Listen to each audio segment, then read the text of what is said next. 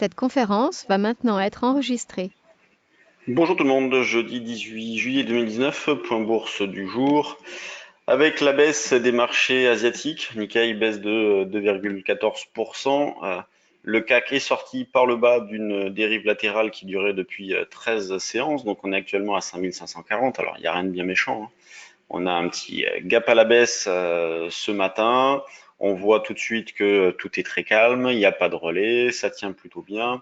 L'objectif potentiel de ce repli-là peut être la zone des 5520, donc 5520, 5530, qui est une zone sur laquelle on peut racheter sur des synthétiques, éventuellement acheter des calls sur août dans l'idée de faire des synthétiques en décalé ou carrément acheter des calls pour jouer un rebond, hein, c'est possible. Pour l'instant, il n'y a pas de faiblesse particulière. Les niveaux d'alerte sont plus éloignés et on évoque depuis pas mal de temps ce niveau autour de 5430, 5450.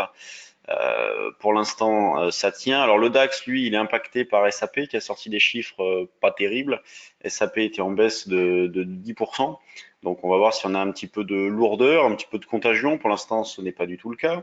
Donc on continue d'acheter sur des replis. Donc dans la zone 5520, 5530. Vous pouvez toujours travailler ce turbo call là. Donc on a pu faire pas mal d'écarts ces derniers temps avec. Là, on s'est rapproché de la barrière des activants, mais c'est pas un problème. Et comme je vous dis depuis quelque temps, pourquoi pas prendre des barrières proches et jouer un peu sur la quantité, c'est-à-dire faire un petit peu plus de quantité avec pour on va dire une même perte maximum, faire davantage de turbo. Donc c'est une possibilité. Comme ça, si ça marche, ça paye bien. Et puis si le marché baisse davantage, c'est pas très grave. On recommencera un petit cran en dessous. Donc achat sur 5520-30. Sur le DAX, bon, on va être méfiant hein, du fait de SAP comme je disais tout à l'heure. Le niveau d'achat proposé ce matin, c'était 12 175. Alors pour l'instant, on s'est arrêté à 12 180. Donc conserver cette idée là. Donc 75-80 zone d'achat possible sur le DAX, au moins pour ce début de séance. Vous voyez là, il est 9h20, au moins jusqu'à 11h. Cet après-midi, ça sera un petit peu différent. L'eurodoll, lui, a déjà fait le niveau de vente, c'est un 12,45, donc on l'a atteint ce matin. Depuis, il se passe pas grand-chose. On peut essayer d'aller chercher, par exemple, un 12,15-20 comme premier niveau d'allègement, de sortie possible, en travaillant toujours un biais baissier donc sur l'euro-dollar, tant qu'on est sous un 14,50. Donc là, il n'y a pas de changement de ce point de vue-là. Sur les actions, on a quelques résultats ce matin. Donc Alstom qui a sorti ses chiffres, Rémi Cointreau aussi, Soitec aussi. On a Essilor qui préparait une offre pour racheter Grand Vision. Donc Alstom, les chiffres, c'est conforme aux attentes. Soitec, les chiffres, c'est supérieur au consensus. Tout comme Rémi Cointreau. Donc on va regarder tout ça maintenant sur le titre en direct. Donc, on commence juste par les valeurs du CAC. Sanofi, plus forte hausse. Donc, Sanofi, qui n'était pas terrible, se reprend pas mal. Plus forte baisse d'Assaut 2,5. C'est pas, hier, je vous disais, elle est pas mal en contre-signal. Là, c'est vrai qu'elle lâche un petit peu. Alors, c'est pas méchant. On aurait un support en dessous dans cette zone-là, mais graphiquement, c'est pas terrible. Pour le reste, c'est toujours très régulier. Vous voyez, c'est exactement le même constat.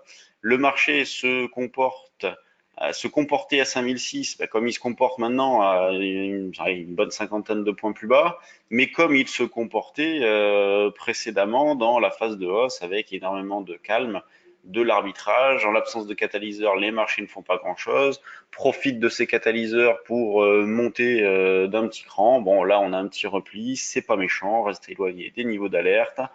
L'intérêt est toujours ciblé principalement sur les valeurs du CAC. Pensez demain, c'est l'échéance, donc peut-être que les volumes vont se mettre à augmenter un peu. Pour l'instant, c'est pas le cas. Vous voyez, par exemple, hier, il s'est échangé 2,5 milliards. La veille, c'était à peu près pareil, 2,6.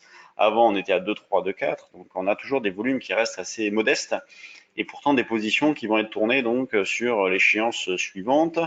Donc valeur secondaire, bon, on a Monakea qui bouge bien ce matin, gap à la hausse.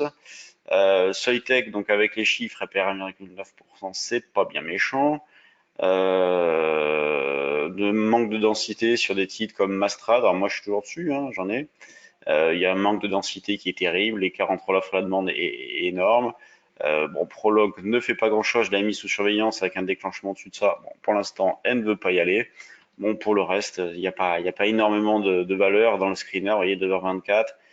30 valeurs avec même pas une dizaine orientées à la hausse, une majorité de baisses, mais pas des baisses plus liées à des manques de densité qu'à des sorties, qu'à des dégagements de position. Donc, pour l'instant, il n'y a rien de particulier. Probabilité de rebondir reste correcte, donc on travaille avec un biais haussier sur les indices et on travaille vendeur sur l'euro-dollar. Il n'y a pas de changement. Eh bien, je vous laisse. Je vous souhaite une bonne séance et puis on se retrouve demain pour terminer la semaine. Salut tout le monde.